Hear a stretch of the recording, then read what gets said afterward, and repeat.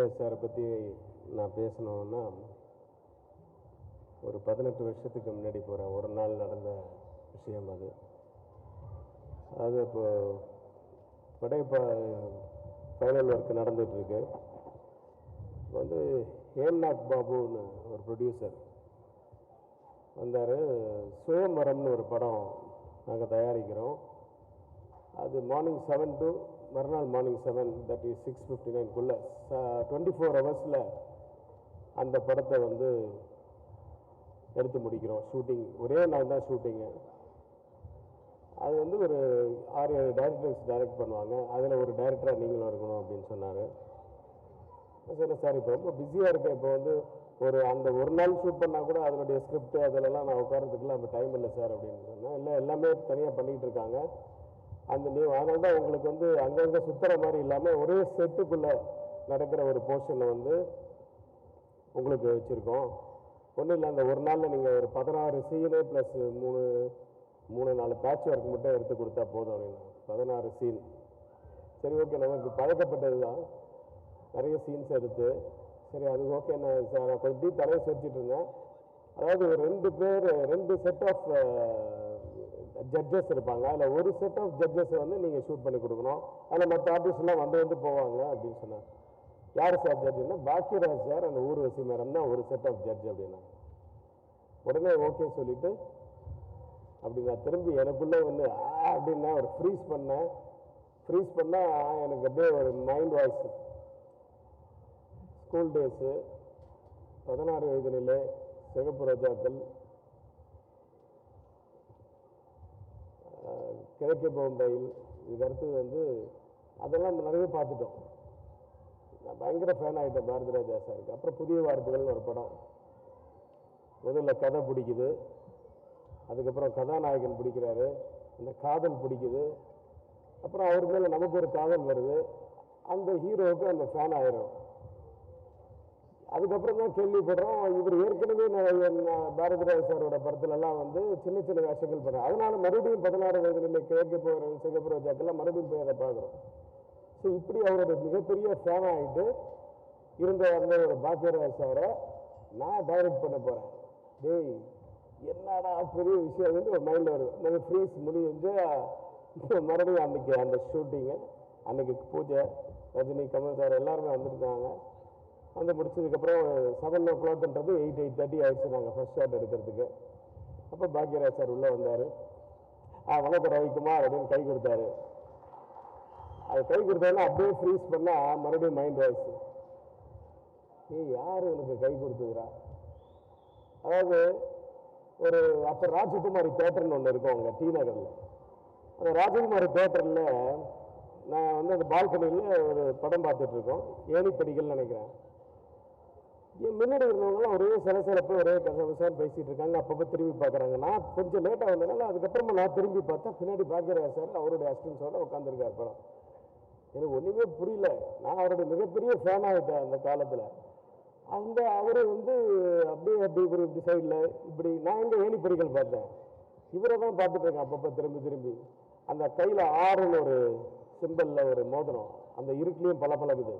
அதுக்கப்புறம் இன்டர்வலில் அந்த பால்கனியில் அவர் அப்போ வந்து 555 சிகரெட்டு, 555 இல்லை என்னவோ ஒரு சிகரெட்டு, வில்ஸ் ஃபில்டர் ஞாபகம் இருக்காது, வில்ஸ் ஃபில்டர்னு நினைக்கிறேன். அது வந்து அதை வச்சுட்டு அவர் அங்கே சகாக்களோட பேசிகிட்டு இருக்காங்க. நான் தேவத்தில் காஃபி சாப்பிட்டுட்டு அவரையே பார்த்து ரசிச்சுட்டு இருக்கேன். அந்த கையே பார்க்குறேன். உடனே ஃப்ரீஸ் ரிலீஸ் பண்ணால் இங்கே கை கொடுக்குறாரு. சரி, ஓகே, அவரோட நம்ம பாடி இப்போ அவரை டைரக்ட் பண்ண போகிறோம். சரி, நான் ஷூட்டிங் நடக்குது. பிரபு சார் வராரு, அவருடைய போர்ஷன் நடக்குது. பிரபுதேவா, குஷ்பு, நிறைய பேர் ஆர்டிஸ்ட் வரும்போதெல்லாம் அவங்க காம்பினேஷன் அவங்க இல்லாத போது இவங்க. அப்போ பிரபுதேவா என்னமோ வந்திருக்கும் போது பாக்யராஜ் சார் கூப்பிட்டு ரவிக்குமார், இந்த சீன், இந்த டைலாக் வந்து பிரபுதேவா பேசணும். பிரபுதேவா பேசுனதுக்கு அப்புறமா நான் இந்த டைலாக், அவருடைய டைலாக் இதை நான் அப்புறமா சொல்கிறேன். ஏன்னா முதல்ல விஷயத்தை சொல்லிடக்கூடாது. சொல்லிட்டு அதுக்கப்புறமா அந்த காமெடி போயிடும். அதனால் அவர் பேசணும் இவர் பேசணும் அப்படின்னு சொன்னோன்னா மறுபடியும் ஃப்ரீஸ் ஆகுது. யார் இதை சொல்கிறது நம்மக்கிட்ட? எந்த மாதிரி படங்கள் அவர் எடுத்திருக்காரு? எல்லாமே உல்டாவாக பண்ணி தான். தட் இஸ் சுவர் இல்லாமல் சித்திரம் எதுன்னு சொல்லுவாங்க. சுவர் இல்லாத சித்திரங்கள் தான் முதல் படம் பண்ணார் டைரக்ஷனில். அப்புறம் 2 கை தட்டினா தான் ஓசைன்னா இவர் ஒரு கை ஓசைன்னு ஒரு படம் எடுத்து சக்ஸஸ் பண்ணுறாரு. அப்புறம் மழை வரணும், காற்று வரணும், நமக்கு வந்து பானம் பொழியணும்னு சொல்கிற நேரத்தில் தூரல் நின்று போச்சுன்னு ஒரு படம் எடுத்து சக்ஸஸ் பண்ணுறாரு. அப்புறம் சங்கீதம் இல்லைன்னா சவுண்டே இல்லை, ஆனால் மௌன கீதங்கள்னு ஒரு படம் பண்ணுறாரு. எல்லாமே சக்ஸஸ் பண்ணுறாரு. இதெல்லாம் சக்ஸஸ் பண்ணுறதுக்கு காரணம் அவருடைய ஸ்க்ரீன் பிளே. ஸோ எல்லாருமே வந்து அபசகுனமாக சொல்கிற வார்த்தைகள்லாம் இவர் நல்ல சகுனமாக ஆக்கி ஒரு ஸ்க்ரீன் பிளே பண்ணி அதில் ஒரு சக்ஸஸ் ஆகிற ஒரு டைரக்டர். நான் உடனே ஃப்ரீஸ் ரிலீஸ் ஆனேன். சார் நீங்கள் எப்படி வேணால் பேசுங்க சார், நீங்கள் பேசுகிற போதுன்ற மாதிரி சொல்லிட்டு மறுபடியும் அந்த ஷாட் எடுக்கிறேன். இதெல்லாம் முடிஞ்சுது. அதுக்கப்புறம் இந்த பேட்ச் ஒர்க் எடுக்கும்போது, அதாவது அந்த சுயம்பரத்தில் பார்த்தீங்கன்னா ஒரு 6-7 கல்யாணம் நடக்கும். அந்த கல்யாணம்லாம் அது எப்போ மறந்துடணும், அதுக்கப்புறம் தான் எப்போ நடக்கும் தனியாக. ஆனால் இவர் இருந்து அந்த ஆசீர்வாதம் பண்ணணும். அது ஆசீர்வாதம் பண்ணுற நேரத்தில் எல்லாம் என்ன பண்ணுறது, சார் நீங்கள் கேமரா மட்டும் நான் கீழே வச்சிடுறேன் சார், நீங்கள் எல்லாம் ஆசீர்வாதம் பண்ணுங்கள், நீங்கள் 2 பேரும் நீங்களுங்க சார், கீழே எல்லாம் இந்த கேமராவுக்கு பின்னாடி போய் ரோஜா பூ கொடுங்க நான் கையில் அப்படின்னு.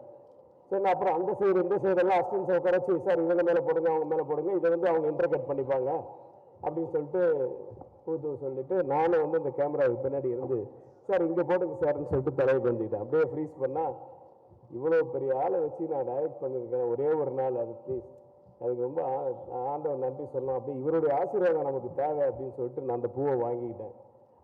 அதுக்கப்புறம் ரிலீஸ் ஆன படம் வந்து படையப்பா மிகப்பெரிய வெற்றியாச்சு. ஸோ அவருடைய ஆசீர்வாதம் எனக்கு வேணும் அப்படின்றது வந்து நான் எப்பவுமே நினைப்பேன். இது நிறைய விஷயங்கள் அவருக்கே புதுசாக இருக்கும், இந்த ராஜகுமாரி தேட்டர் மேட்டர்லாம். ஸோ அவருக்கு ஒரு விழா எடுக்கிறாரு பார்த்திபன் சார்னா, அவருக்கு முதல்ல பார்த்திபன் சாருக்கு உங்களுக்கு ஒரு சல்யூட்.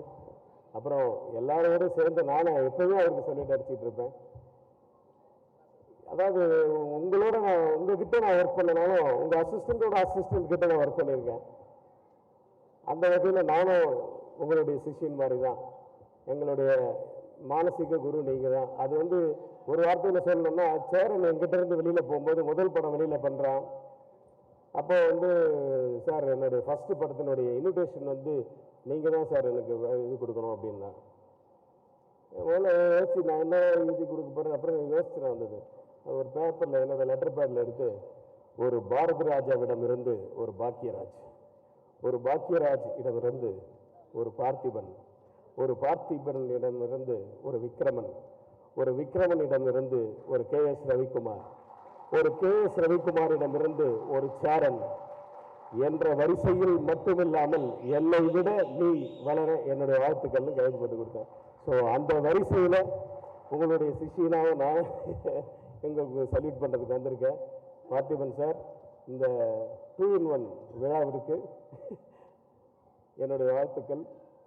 உங்களுக்கு என்னுடைய சல்யூட் சார். நன்றி, வணக்கம்.